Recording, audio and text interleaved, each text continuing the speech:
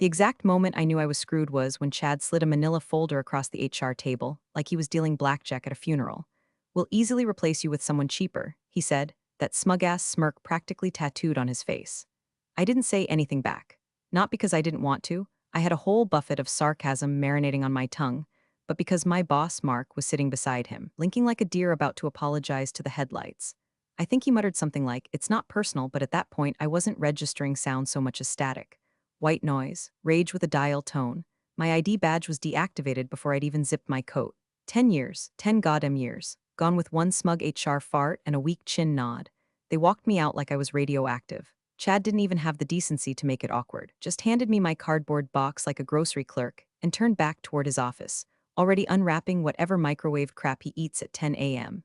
My box had the usual framed team photo from 2016, my custom caffeine molecule mug, a succulent I kept alive through 2 mergers and 1 divorce, and a flash drive I'd forgotten was even plugged into the back of my monitor.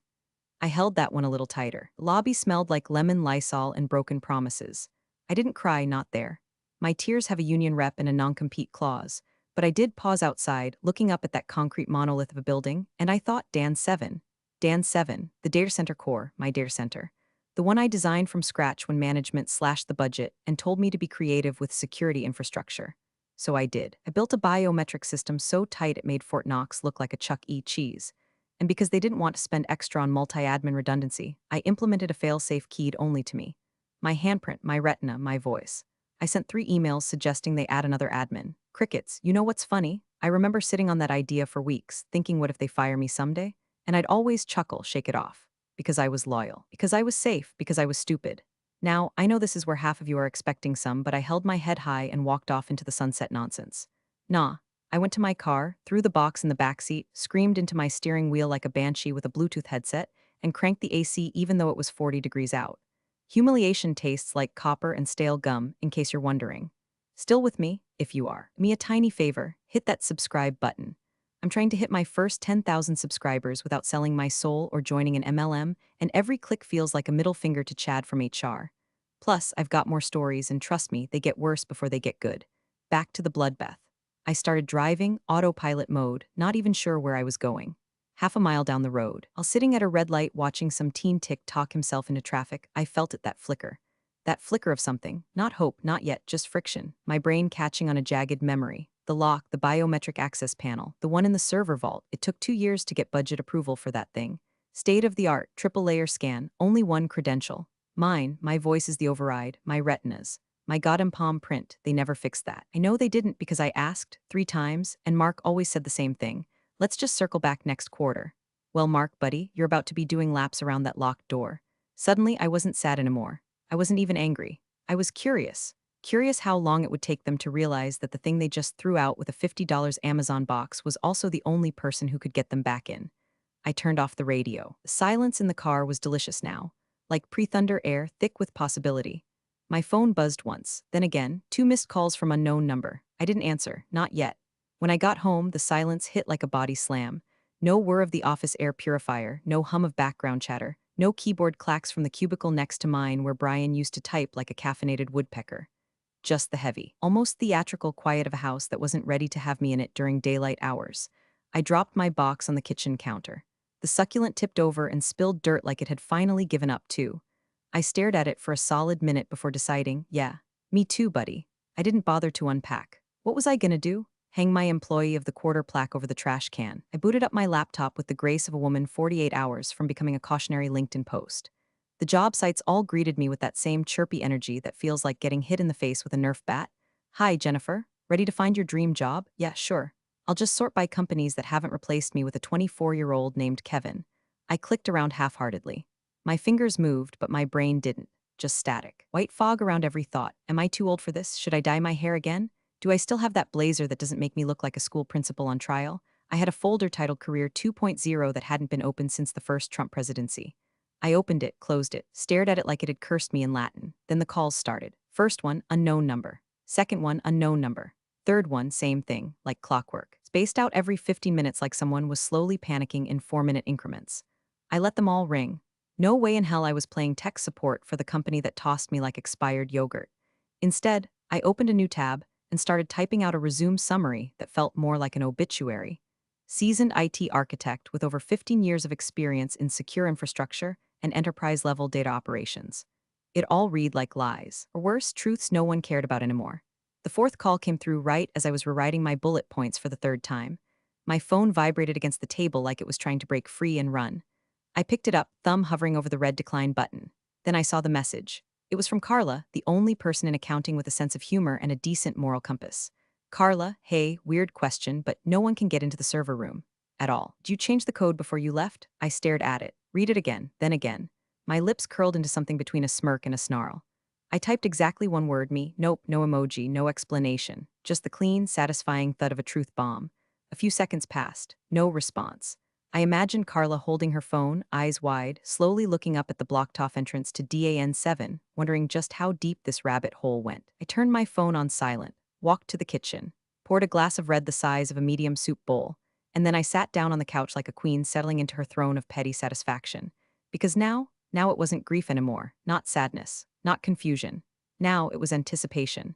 That slow, creeping glee when you know the movie's only halfway through and the villain just realized the security cameras don't work. They wanted someone younger, someone cheaper. Let's see how much Kevin cost them by sunrise. The first voicemail hit around 2:41 p.m., barely 3 hours after I told Carla nope. I was halfway through binge-watching some garbage reality show involving couples screaming at each other in IKEA when my phone lit up with a number I didn't recognize, but it wasn't unknown this time. They were getting smarter, desperate. Voicemail 1, hi, this is Kevin. I think you were the previous IT administrator. I'm just calling to, ask if you could send over the admin credentials for the DAN7 core. Kinda urgent. You might have forgotten to leave them behind, haha.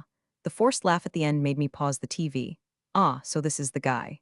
Kevin sounded exactly like I imagined, voice cracking under the weight of overconfidence. Barely shaven man-boy who probably had a startup once and called himself a tech disruptor because he installed Linux on his mom's laptop.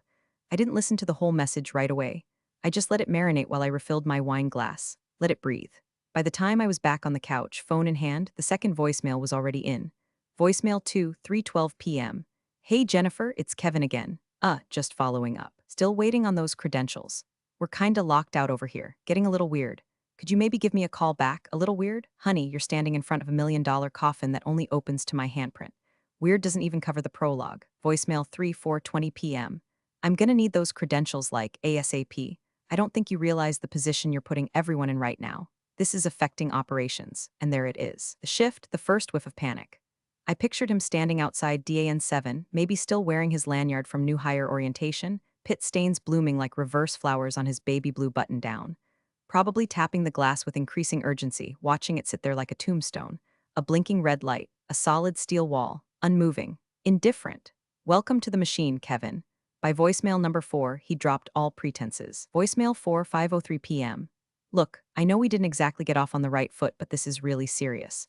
I've got people breathing down my neck. I need to get into the server room, or Christ, someone needs to. Can't you just help out, please? I played that one twice. There was something magical about the way he said please. Like it physically hurt him. I didn't feel bad, not even a little. That part of me, the part that used to feel guilty, that would have rushed in to save the day out of some martyr's sense of duty, had curled up and died somewhere between Chad's smirk and the sound of my ID badge getting denied at the turnstile. The fifth message was almost tender. Voicemail 5, 6:47 p.m. Hi Jennifer. Kevin again? I don't know what to do. The CTO's here now, he's not happy. I told them you might have. Maybe you had a reason for not leaving the access. Maybe they didn't treat you right. I don't know. But can you please just help us? Even if it's just temporary. I closed my eyes and pictured Kevin sitting on the floor outside DAN7, arms wrapped around his knees, rocking slightly as the executive team paced behind him like caged tigers. The smell of burned pizza from the overworked breakroom microwave. The click-click-click of someone's heels as they stormed past for the 5th time. This was no longer desperation. This was penance. I didn't reply, not yet. The longer I waited, the more expensive their apology would become. The call came at 7:34 p.m. Mark. Name lit up my screen like a mosquito in a bug zapper, glowing, twitching, doomed. I hadn't heard from him directly since That's Not Personal Symphony back in the HR room, where he sat like a sad ventriloquist dummy while Chad pulled the strings and shredded my career. Seeing his name now, I didn't feel dread. I felt a cold, precise interest, like watching a slow-motion car crash from inside an air-conditioned diner. I didn't answer, let it ring out. 15 minutes later, another call, same name, this time I picked up. Jennifer, hey, glad I caught you, Mark said, too cheerful, too fast, that tone he used in meetings when trying to pivot out of admitting he forgot the agenda. I replied, just that. Let him dangle. Listen, I just wanted to check in. You know, no hard feelings, right? I always thought you were a valuable part of the team. I didn't say anything. Silence stretched so long I could hear the faint hum of air conditioning on his end. Maybe he was still in the building. Maybe outside DAN7, pacing like an overcaffeinated lab rat. So anyway, he continued, already sweating through his own fake friendliness. We seem to be running into a small hiccup here. Nothing major, of course, but Kevin's had a little trouble accessing the core system. Apparently, some of your procedures weren't documented. Hiccup, cute word for catastrophic infrastructure lockdown. You mean DAN7? I asked, still calm. A pause, just a beat too long. Right, yeah, Dan7. We're just hoping you could, step in, be the bigger person, maybe help us resolve it quickly and professionally. There's really no need to escalate this. Ah, there it was, the pivot. Buddy to corporate passive aggression in under 30 seconds. A record even for him. Jennifer, he added, more slowly now, you do realize you still have professional obligations. Legal ones. Withholding critical access credentials could be seen as sabotage. We'd really hate for this to go down that road. I let him stew in his little legal fantasy for a moment. Then I took a slow sip of wine and said, Mark, do you remember the Q3 security audit I sent you? Silence, not even breathing. The one where I explained the single point of failure risk with the biometric lock system. The one where I recommended adding a redundant administrator, just in case I was hit by a bus or, I don't know, terminated without warning. I could almost hear his Adam's apple panic swallow. The one, I continued, voice still silk, signed off on ignoring because it would have cost the company $800 for a secondary license. The same $800 that could have prevented all of this? Mark finally inhaled, sharp and shallow, like a man realizing he'd walked into a lion's den with pork chops taped to his thighs. I didn't wait for his excuse. I didn't need it. I tapped the red button and ended the call. The silence afterward felt like a standing ovation. I leaned back on my couch, the fading buzz of adrenaline humming behind my ribs. Not rage this time, not sorrow, but something clean, electric, and satisfying. Power, real power, not granted, not requested, claimed.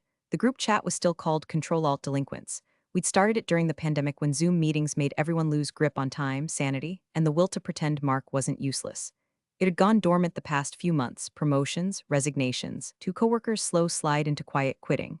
But now it lit up like Christmas in a meth lab. I posted first. Jennifer, so, anyone sleeping in the server hallway tonight or just Kevin? 3 seconds, then a rapid-fire explosion of messages.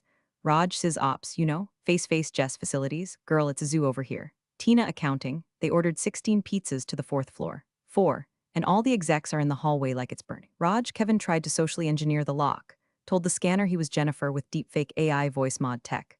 Lock didn't even blink. Jess, Chad tried to get him by yelling executive override like it was Star Trek.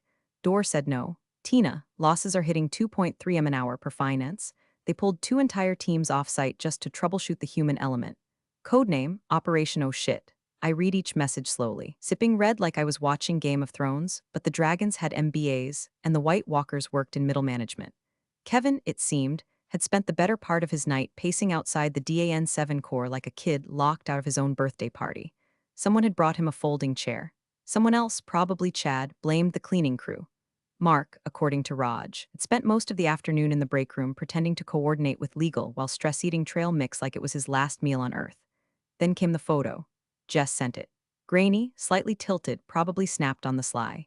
10 executives, real adults in tailored suits, slumped along the tiled corridor outside the data center, backs against the wall, phones dead or dying, shoes off, ties loosened, eating cold pepperoni pizza off paper plates like they were extras in some post-apocalyptic Office Depot remake.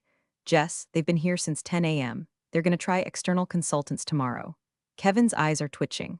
I stared at the photo for a long moment, not in awe, not even in joy. It was deeper than that, something between satisfaction and strategy. This wasn't just funny anymore. This was leverage. They weren't calling me because they couldn't fix it. They were calling me because they never planned for the possibility that I might walk. I had been a fixed part of the background to them like office wallpaper. Reliable, predictable, permanent, and now they were sleeping on tile floors and bleeding millions. The power had shifted, so I started planning. Not revenge. That was already underway. Terms. Real ones, expensive ones, public ones. If they wanted access, they weren't just going to beg. They were going to pay. Not just with money, but with humiliation, submission, acknowledgement. Because if I'd been invisible to them before, they were about to learn exactly what it cost to ignore the woman who held the keys to their kingdom. They brought in the cavalry at 8:12 a.m. sharp. Raj messaged first. Raj, oh my god, Jennifer, they brought in the suits, the black badge boys, external ops. I think they're from Argon Tech. One dude has a goatee and fingerless gloves. That set the tone. Put my coffee down and refreshed the chat like a stockbroker during a crash. Jess, there's a guy with a literal briefcase, not a laptop bag, a briefcase. They've got toolkits, heat sensors like Mission Impossible shit. Tina, one of them just asked if the server room door listens for acoustic anomalies. What does that even mean? I already knew what was coming. I'd built it that way. Because while Chad and Mark were busy cutting costs and playing motivational PowerPoints, I was spending my evenings imagining exactly this scenario. Some contractor team with overpriced tools and an inflated sense of self-worth thinking they could outsmart a paranoid middle-aged woman with a grudge and a decade of sysadmin fatigue. They never asked how the door worked, only how to get through it. What they didn't know was that DAN7 primary lock system wasn't just biometric. It was temperamental. Custom firmware, encrypted handshake protocol. And my favorite part, a tamper detection trigger hardwired into the voltage regulator behind the primary scan panel. Translation, if you try to force your way in with anything more aggressive than a cotton swab, the door gets pissed. Which is exactly what happened. At 9:31 a.m., I got the update. Raj, oh my god, they drilled it. Jess, I heard a pop, like a spark. And then the lights on the panel just died. Tina, Kevin just threw up in the hallway. The failsafe I built wasn't flashy. It didn't detonate or fry the building's grid or send up smoke like a Bond villain's lair. It was subtle, focused, effective. A localized electromagnetic pulse burst that fried the lock's internal controller, scorched the ID bus, and wiped all local access logs. Every credential, every backup token, every manual override, gone. They hadn't just locked themselves out, broken the keyhole. Jess, consultants are freaking out. One of them just asked if there's anyone still in the org who can decrypt the logs. Raj, Kevin raised his hand. They ignored him. Tina, Mark is pacing like a divorced dad at a Chuck E. Cheese. I laughed so hard I nearly spilled my coffee. Not out of cruelty, though, yeah, it helped, but because I had told them this would happen. I gave them every chance, every warning, every audit. They chose to gamble my knowledge against an $800 license they didn't want to approve. Now they were looking at hardware replacements. Downtime stretching into the days. Entire client operations suspended. The server room wasn't just sealed, it was neutered. The floor outside DAN7 had become their new office, and they still hadn't called me, which was fine, because when they did, they weren't getting Jennifer the employee. They'd be paying Jennifer the contractor, and I was about to be the most expensive mistake they ever made. The call came at 11:04 a.m., 2 days after they thought they could replace me with someone cheaper. Not from Chad, bless his useless little heart. Not from Mark, who by now had probably molted into a full anxiety rash. It came from her. Janine Carlson, Chief Operating Officer, woman who usually only spoke during town halls to thank everyone for leaning in and embracing scalability. I'd only ever seen her from a distance, on stage, in heels that cost more than my month's rent, speaking like her soul had been uploaded into a Google Slides deck. Now her voice came through my phone cracked and brittle, like a porcelain mask about to shatter. Jennifer, thank you for picking up. I didn't say anything. Let her fill the space. Let her earn the silence. I want to start by saying this situation has escalated far beyond our expectations, and we recognize your unique role in our infrastructure strategy. Unique, like I was a seasonal flavor of soda. We're prepared to offer you your previous position with a title bump and a raise. Significant raise, benefits retroactive, full reinstatement. Her voice cracked ever so slightly on the word significant. Could almost hear the blood pressure in her temples pulsing like a metronome of regret. I swirled the tea in my mug. Let her drown a little longer. Also, she added, we're prepared to issue a public acknowledgement of your contributions to the DAN7 architecture. Internal memo. Company-wide, there it was. The closest thing to a corporate I'm sorry she could legally cough out. I waited until the silence was long enough to feel personal. Then I spoke. No, a full beat. Confused inhale. I'm sorry. I'm not interested in rejoining your organization. I'm no longer an employee. I'm a consultant now. My rate is $200,000 for a 4-hour engagement. Wired in advance. Janine choked slightly, tried to disguise it as a cough, failed. That's a Jennifer, that's highly irregular. Not for a firm hemorrhaging millions an hour because it forgot who held the keys. She tried to pivot. There's still protocol. Legal review, procurement steps. There are no more steps, I said, voice flat. There's just the wire or the downtime continues. Another long pause, and you'll guarantee system restoration. I'll give you access. I'll rebuild the interface if I have to, but there are also non-financial conditions. She exhaled like the breath cost her. Of course. What are they? 1. Chad stands in front of the entire IT department and reads a written apology. I want it recorded. I want it distributed. Internal Slack minimum. Okay. 2. Mark does the same, in person at the next all hands. Both are doable. Anything else? 3. My name goes on the DAN7 architecture as primary designer, retroactively. Documented, understood. 4. You don't speak to me again unless I invoice you. I heard her lips part to respond, then close again. We'll have the funds wired within the hour. Good. I'll send banking details. Don't delay. You're paying for every minute you wasted thinking I was disposable. And I hung up, didn't even smile. It wasn't over yet, but now they knew who was writing the ending. I showed up at 9 o'clock a.m. sharp, not out of politeness, out of pure theatrical timing. The wire had cleared, $200,000 for 4 hours. I made more in a morning than I had in my last 11 months combined. The receptionist, new girl, probably just out of college, looked up like she'd seen a ghost wearing last season's blazer. Her fingers hovered over the desk phone like she was torn between calling security or taking notes. I didn't stop. I walked past her, heels echoing across the tile like war drums in a marble cathedral. Past the cubicles full of wide eyes and half-sipped coffee mugs. The whisper network lit up in real time. Heads swiveled, backs straightened. Someone actually stood up and clapped before a manager barked them down. I kept walking, straight through the glass doors of the executive wing, and there they were. The rogues gallery. Chad, pale, sweaty eyes like a stunned possum in an overhead projector. Mark, sitting, which was already a bad start, visibly trembling, one foot bouncing like it was trying to flee the room without him. Janine, the coup, standing by the corner window, arms crossed, trying to look composed and failing miserably. Her shirt was wrinkled, her confidence even more so. Not one of them spoke, not at first. Chad opened his mouth. I raised a hand. He shut it like someone had hit mute. I walked past them, across the polished floor that had once squeaked under my sneakers when I stayed late patching back-end failures they barely understood, to Dan 7. The consultant's gear was still scattered around like forensic debris at a crime scene. Scorch marks laced the panel like spider veins. The wall smelled faintly of ozone and desperation. They hadn't found the second panel. Of course not. It was hidden behind a thermal false front I'd built during a weekend they never paid me for. I knelt, pressed my palm to the cold, smooth casing and slid the shield aside. There it was, my insurance policy. I activated the hidden Bluetooth sync on my phone, authenticated via Retina, VoicePrint, and Thumb. System recognized me in under 4 seconds. The reboot took 90. During that minute and a half, no one spoke. No one dared. The lights flickered, a soft chime. The status bar crawled across the screen. Then click, a beautiful mechanical sigh, the sound of redemption. The massive steel door to DAN 7 unlocked and slowly, gracefully swung open. Air whooshed out of the room like it was exhaling after days of suffocating and incompetence. I stood, turned, faced Janine, who had stepped forward with that old executive posture, but her eyes said thank you in 12 different dialects of regret. My 4 hours are up. I didn't wait for a response, didn't shake a hand, didn't let them fumble through a closing statement or ask for clarification. I walked, past the flaking silence, past the rows of monitors that used to buzz under my care, past the very men who thought they could replace a legacy with a LinkedIn post. No nod, no wave, just the door hissing closed behind me. Let them figure out the rest. They bought 4 hours, not peace of mind, not forgiveness, not a second chance, just the beginning of a reckoning. And I hope every damn bite reminds them who built their empire and what it cost to forget her. Thanks for watching, you cubicle warriors. Hit that subscribe button. Unless you're my old boss, then you're on your own. Revenge of the coffee pot strikes again.